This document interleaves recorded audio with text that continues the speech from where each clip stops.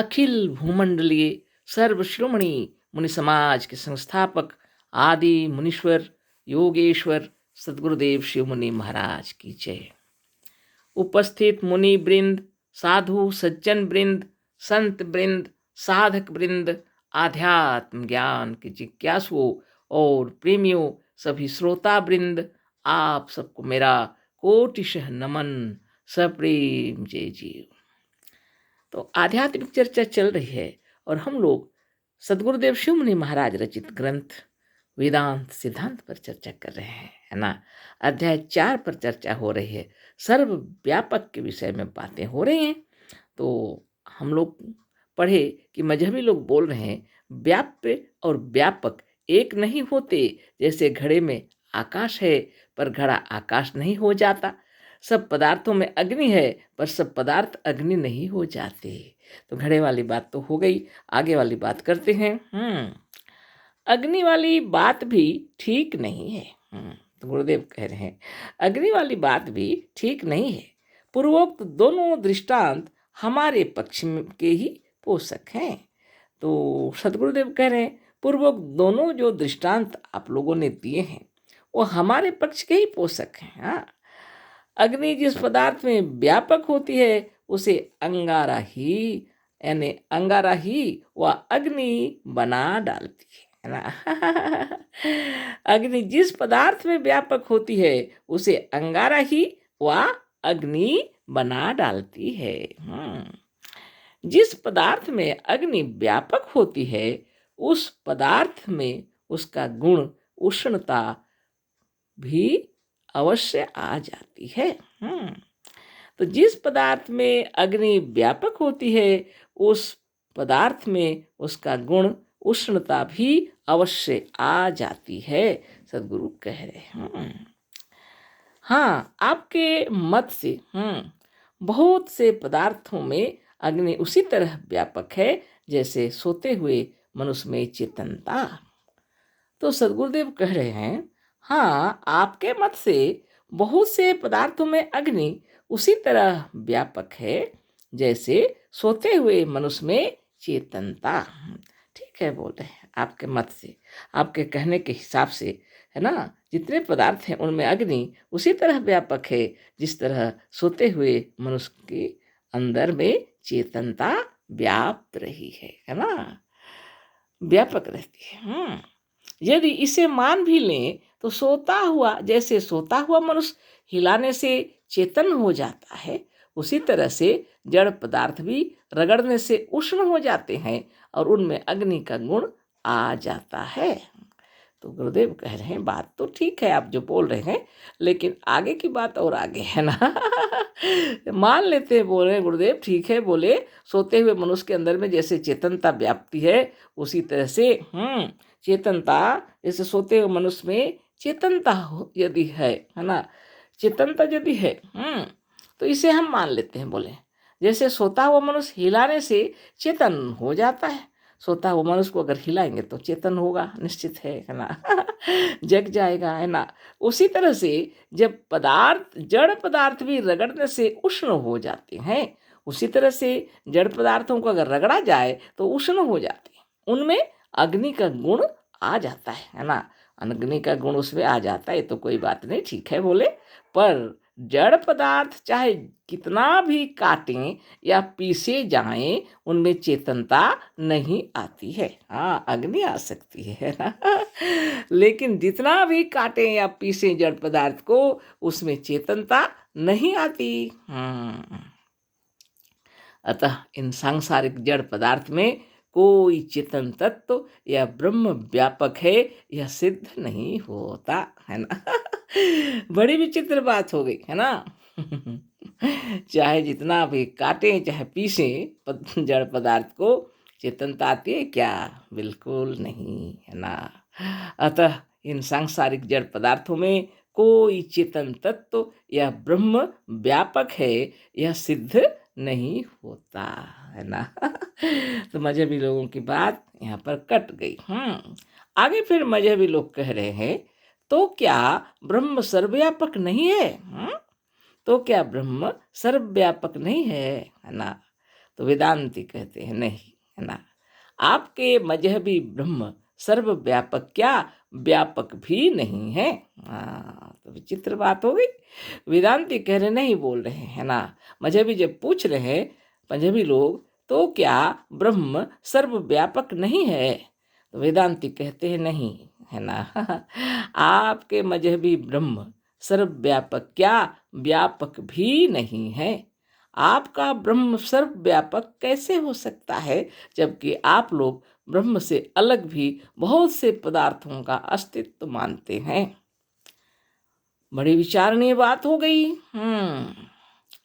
सदगुरुदेव कह रहे हैं आपका ब्रह्म सर्वव्यापक कैसे हो सकता है, जबकि आप लोग ब्रह्म से अलग भी बहुत से पदार्थों का अस्तित्व मानते हैं। ब्रह्म के अलावे, है ना, आप लोग क्या करते हैं, देखिए बोल रहे हैं अलग जो है अपना, आप लोग ब्रह्म से अलग भी बहुत से पदार्थों का अस्तित्व मानते हैं। आप लोगों के मत से जीव को छोड़कर संसार के बाकी सब पदार्थ जड़ हैं। आप लोगों के मत से जीव को छोड़कर संसार के बाकी सब पदार्थ जड़ हैं। अब क्या बताएं, मजहबी लोग तो ऐसा कहते ही हैं, है ना, सभी कहते हैं, है ना आप लोगों के मत से जीव को छोड़कर संसार के बाकी सब पदार्थ जड़ हैं। यह सिद्धांत ब्रह्म को सर्वव्यापक सिद्ध ना करने देगा, और यही सिद्धांत है जो ब्रह्म को सर्वव्यापक सिद्ध नहीं करने देगा। अच्छा, सर्वव्यापक ब्रह्म अखंड और अनंत है या नहीं? तो सर्वव्यापक जो है वह अखंड और अनंत है या नहीं? अन्य लोग कहते हैं अवश्य है। यदि वह अखंड और अनंत नहीं तो ईश्वर कैसे हो सकता है ना जब सदगुरुदेव कहते हैं अच्छा तो सर्वव्यापक ब्रह्म अखंड और अनंत है या नहीं, अन्य लोग कहते हैं अवश्य है। यदि वह अखंड और अनंत नहीं तो ईश्वर कैसे हो सकता है? हाँ, तो वेदांती कहते हैं ठीक है ना, ठीक है बोलते हैं, परंतु विचारिए तो जड़ पदार्थ का अस्तित्व मानने से ब्रह्म अखंड कैसे रहेगा? अब विचार कीजिए, बोलते हैं ठीक है, बोले विचार कीजिए, जड़ पदार्थ का अस्तित्व मानने से ब्रह्म अखंड कैसे रहेगा? आप अगर जड़ पदार्थ का अस्तित्व भी मानते हैं तो ब्रह्म अखंड कैसे रहेगा? जिस वस्तु का अस्तित्व है वह किसी स्थान में रहेगी। हाँ, निश्चित बात है, जिस वस्तु का भी अस्तित्व है वह किसी स्थान में तो जरूर रहेगी ना। बड़ी विचित्र बात हो रही। जिस स्थान में वह रहेगी वहां उतने स्थान में दूसरी वस्तु है नहीं रह सकती, दूसरी वस्तु नहीं रह सकती। बड़ी विचित्र बात हो गई। जिस वस्तु का अस्तित्व है वह किसी स्थान में तो रहेगी, निश्चित बात है। जिसका अस्तित्व है किसी न किसी स्थान में रहेगी, और जिस स्थान में वह रहेगी वहां उतने स्थान में दूसरी वस्तु नहीं रह सकती, और जिस स्थान में वह वस्तु रहेगी वहीं उसी स्थान में दूसरी वस्तु नहीं रह सकती। बहुत विचित्र बात है, ध्यान से सुन लीजिए। जहाँ चेतनता है वहीं उसी स्थान पर जड़ता कैसे रहेगी? जहाँ चेतनता है वहीं, है ना, उसी स्थान पर जड़ता कैसे रहेगी? एक पौवे, पहले पौवे बोलते थे, एक पाव, है ना एक पौवे वाले बर्तन में एक पौवा शराब और एक पौवा दूध दोनों एक ही काल में कैसे रह सकते हैं? आजकल पाव हम लोग बोलते हैं। एक पाव वाले बर्तन में एक पाव शराब और एक पाव दूध दोनों एक ही काल में कैसे रह सकते हैं? एक ही समय में ग्लास में शराब भरा हुआ है और उसी में फिर दूध कैसे डालेंगे? दोनों का परिमाण एक ही है ना, एक पाव शराब और एक पाव दूध, और बर्तन भी एक पाव ही रख सकता है। विचित्र बात हो गई, है ना शराब रखा हुआ है या दूध रखा हुआ है, फिर उसमें फिर एक पाव दूध या एक पाव शराब आप कैसे रख सकते हैं एक साथ एक ही स्थान पर? एक ही बर्तन भी वही जितना अट सकता है, उसमें कैसे अटेगा? एक ही काल एक ही समय में फिर भी, है ना। अतः जड़ से भिन्न चेतन ब्रह्म अखंड अनंत और पूर्ण कैसे हुआ? तो जड़ से भिन्न चेतन अखंड और अनंत कैसे हुआ? बड़ी विचित्र बात हो गई। हो ही नहीं सकता। शराब रखा हुआ है तो उसको फेंकेंगे तब ना, और फिर उसको धो धा के फिर उसमें दूध रखेंगे। दूध रखा हुआ है फिर उसको फेंकेंगे या दूसरी चीज में रखेंगे, फिर उसको धो करके दूसरी चीज रख सकते हैं। और ऐसी गलती तो हम लोग करते नहीं है कि शराब को कब जिसमें बर्तन में फिर उसको धो धा के भी दूध क्या रखेंगे? असंभव, नहीं रख सकते है ना। लेकिन ये तो तर्क की बात हो रही है। एक ही जगह पर सदगुरुदेव कह रहे हैं, यदि कोई जो वस्तु है, यदि कोई वस्तु है तो वह स्थान तो घेरेगी ना, वहाँ रहेगी जरूर। और उसी स्थान पर जड़ता कैसे रहेगी जहाँ चेतनता है? उदाहरण देख रहे हैं, एक पाव वाले बर्तन में एक पाव शराब और एक पाव दूध, दोनों एक ही काल में कैसे रह सकते हैं? नहीं रह सकते। अतः जड़ से भिन्न चेतन ब्रह्म अखंड अनंत और पूर्ण कैसे हुआ? जड़ से भिन्न चेतन ब्रह्म अखंड और अनंत कैसे हुआ? मजहबी कहते हैं सांसारिक पदार्थ प्रकृति परमाणुओं के मिलने से बने हैं। मजहबी कह रहे देखिए, सांसारिक जो पदार्थ है ना, परमाणुओं के मिलने से बने हैं। अतः अत्यंत मिलने पर भी उनमें कुछ ना कुछ अंतर रह जाता है। अतः अत्यंत मिलने पर भी उनमें कुछ ना कुछ अंतर रह जाता है, यद्यपि आंख से नहीं दिखाई देता, पर विज्ञान ने इसे सिद्ध कर दिया है। इन सब पोलों, अवकाशों और अंतरों में व्यापक रहने से आकाश और ब्रह्म दोनों सर्वव्यापक कहलाते हैं, क्योंकि इस तरह से ब्रह्म और आकाश दोनों सब वस्तुओं में व्यापक हैं। अब तो बड़ी बुद्धिमानी के साथ मजहबी लोग बता रहे हैं कि सांसारिक जो पदार्थ है, प्रकृति परमाणु जो हैं, वो मिलने से बने हैं। परमाणुओं के मिलने से बने हैं। संसार में जितने पदार्थ हैं परमाणुओं के मिलने से बने हैं। अतः अत्यंत मिलने पर भी ना, अत्यंत मिलने पर भी उनमें कुछ ना कुछ अंतर रह जाता है। जैसे ठोस पत्थर भी है, उसके अंदर भी है ना, हम लोग कहते हैं कि नहीं, वैज्ञानिक बतला रहे हैं, वो एक दूसरे से मिले हुए हैं जैसे लग रहे हैं, लेकिन उनके भीतर भी आकाश चल रहा है उसके अंदर, यद्यपि आंख से नहीं दिखाई देता, पर विज्ञान ने इसे सिद्ध कर दिया है। इन सब पोलों, अवकाशों और अंतरों में व्यापक रहने से आकाश और ब्रह्म दोनों सर्वव्यापक कहलाते हैं। तो जिस प्रकार आकाश उसमें व्याप रहा है, उसी तरह ब्रह्म भी व्याप रहा है। इस तरह मजहबी लोग कह रहे हैं कि ब्रह्म और आकाश दोनों सर्वव्यापक माने जाते हैं। वेदांती कह रहे हैं क्योंकि इस तरह से ब्रह्म और आकाश दोनों सब वस्तुओं में व्यापक हैं, जो मजहबी लोग बतलाए, तो वेदांती कह रहे हैं क्या परमाणुओं में आकाश या ब्रह्म नहीं है? परमाणुओं के मिलने से पदार्थ सब बने हैं बताए, और उसके अंदर में थोड़ा थोड़ा जगह है ही है, और उसमें जिस तरह आकाश व्याप रहा है उसी तरह ब्रह्म और आकाश दोनों व्याप रहे हैं, है ना। वेदांती कहते हैं, पूछ रहे हैं क्या परमाणुओं में आकाश या ब्रह्म नहीं है ना। क्या परमाणुओं में आकाश और ब्रह्म नहीं है क्या? यदि नहीं है तो आकाश और ब्रह्म सर्वव्यापक कैसे हुए, है ना। यदि आप नहीं है कहेंगे, यदि नहीं है बोल रहे हैं, तो आकाश और ब्रह्म सर्वव्यापक कैसे हुए? क्या परमाणु की गणना सब में नहीं है? अच्छा, परमाणु और पदार्थ अलग अलग बता दिए, तो बोल रहे हैं क्या परमाणु की गणना सब में नहीं है? सब की बात जब हो रही है तो क्या परमाणु की गणना सबके साथ नहीं है? क्या परमाणु कोई वस्तु नहीं है ना। बड़ी विचित्र बात हो गई। क्या परमाणु कोई वस्तु नहीं है? क्या परमाणु कोई चीज नहीं है? यदि ईश्वर परमाणुओं में नहीं है तो वह सब में व्यापक है, यह कैसे सिद्ध होगा। अद्भुत सदगुरुदेव शिवमुनि महाराज की जय। तो जो अद्भुत बातें हो रही हैं, है ना, आप भी विचार कीजिए, है ना। तो सदगुरुदेव का कहना है तो जो कुछ भी है व्याप रहा है ना।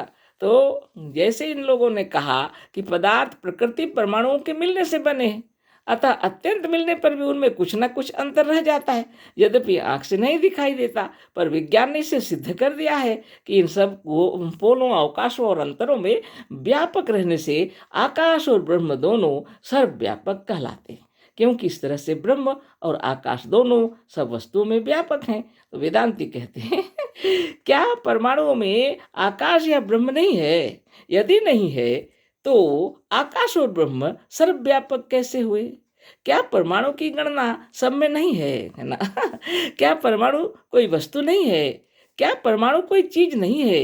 यदि ईश्वर परमाणुओं में नहीं है तो वह सब में व्यापक है। यह एक मिनट, यह सर्वव्यापक है यह नहीं कहा जा सकता। सर्वव्यापक का अर्थ है जो सब में व्यापक हो, परमाणु को छोड़कर सब में व्यापक हो। यह सर्वव्यापक का अर्थ कभी नहीं हो सकता। अगर परमाणु को छोड़कर सब में व्यापक है कहेंगे तो सर्वव्यापक कैसे कहेंगे? क्या परमाणु कोई वस्तु नहीं है? क्या वह कोई पदार्थ नहीं है? क्या परमाणु के अंदर आकाश नहीं है? बहुत सारी बातें हो गई। तो सदगुरुदेव का कहना है कि परमाणु को छोड़कर सब में व्यापक हो, यह सर्वव्यापक का अर्थ कभी नहीं हो सकता। अच्छा, यदि परमाणु में भी आकाश को मान लें तो एक परमाणु के भी अत्यंत छोटे छोटे टुकड़े हो जाएंगे। अगर मान लीजिए परमाणु में भी आकाश को मान लें तो एक परमाणु के भी अत्यंत छोटे छोटे टुकड़े हो जाएंगे, है ना?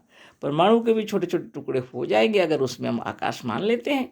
फिर इन अत्यंत छोटे छोटे टुकड़ों में भी आकाश या ब्रह्म माना जाएगा या नहीं? फिर इन छोटे छोटे टुकड़ों में भी आकाश या ब्रह्म माना जाएगा या नहीं? यदि माना गया तो फिर इसके भी टुकड़े हो गए। अगर इसमें भी आकाश मान लिया तो इसके भी टुकड़े हो गए ना। इस तरह होते हुए सब आकाश ही आकाश हो गया, टुकड़े होते रहे, आकाश व्यापता रहा और इस तरह से क्या हो गया, सब परमाणु में आकाश व्यापने लगा और परमाणुओं का कहीं ठिकाना ही ना लगा, सब आकाश ही आकाश हो गया। इस तरह होते हुए सब आकाश ही आकाश हो गया, परमाणुओं का कहीं ठिकाना भी ना लगा। और जब परमाणुओं का ठिकाना नहीं तो परमाणुओं से बने हुए संसार का या अन्य पदार्थों का कहाँ ठिकाना है? अद्भुत तर्क, अद्भुत है ना? अद्भुत। जब हर परमाणु में आकाश है और आकाश टुकड़े होते होते होते वो अंत में क्या हो गया, परमाणुओं को कहीं ठिकाना नहीं। जब परमाणुओं का ठिकाना नहीं तो उससे बने हुए इस संसार का पदार्थ का ठिकाना कैसे होगा? अच्छा, यदि आप यह माने कि उन छोटे छोटे परमाणुओं में आकाश या ब्रह्म नहीं है, अगर आप ऐसा कहते हैं कि उन छोटे छोटे परमाणुओं में आकाश नहीं है कि ब्रह्म भी नहीं है, तो सर्वव्यापक या अखंड कैसे हुए? क्योंकि जहाँ जिसमें और जितनी दूर में वह नहीं है वहाँ उससे और उतनी दूर से उसका खंड हो गया। और जिसके खंड हो सकते हैं या जो खंडवान है वह अनंत या अखंड कदापि नहीं हो सकता, क्योंकि अनंत वह है जिसका अंत ना हो, पर खंडवान पदार्थ का आदि अंत दोनों होता है।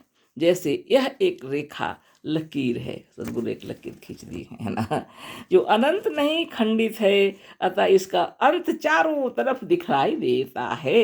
इसी तरह से कोई खंडवान पदार्थ कभी अनंत नहीं होता। इतना ही नहीं, खंडवान पदार्थ अनादि भी नहीं हो सकता, उनका आदि और अंत दोनों होता है। इस रेखा का आदि अंत दोनों दिखाई दे रहा है। पूर्वोक्त विचार युक्तियों और प्रमाणों से यह सिद्ध होता है कि जिन जिन मतों में ब्रह्म से भिन्न और पदार्थ का भी अस्तित्व माना जाता है, वह मत ब्रह्म को सर्वव्यापक, अखंड, अनंत और अनादि नहीं सिद्ध कर सकते। तो कल इस पर फिर चर्चा होगी। ज़्यादा ही हो गया लगता है ना? तो ध्यान पूर्वक इसको फिर से सुन लीजिएगा और विचार कर लीजिएगा। सदगुरुदेव जो तर्क दिए हैं आप भी सोचिए, है ना? सदगुरुदेव शिव मुनि महाराज की जय। उपस्थित श्रोता वृंद आप सबको कोटि कोटि नमन, अशेष धन्यवाद। सप्रेम जय जी।